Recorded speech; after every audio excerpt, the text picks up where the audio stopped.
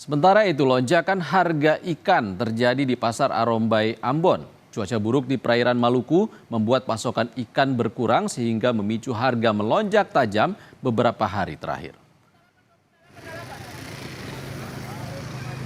Harga ikan di Pasar Arombai mengalami kenaikan signifikan dalam beberapa hari terakhir. Kenaikan ini dipicu hasil tangkapan nelayan yang berkurang akibat cuaca buruk melanda sejumlah perairan di Maluku. Harga ikan kembung dan tongkol yang diambil pedagang dari pengepul mencapai 1,4 juta rupiah per keranjang. Sementara ikan layang di harga 1,5 juta rupiah per keranjang. Sebelumnya harga berkisar antara 600 hingga 700 ribu rupiah per keranjang.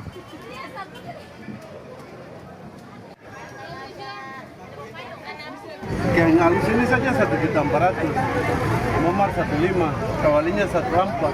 Biasanya tuh kalau lagi murah-murahnya cuma 600, 700. Nah, tapi kalau karena sekarang cuaca lagi ini ya 1.400.000, paling di bawah 1.200.000. Yang paling naik sekali ikan apa? Semua Semua naik. ya, semua rata-rata.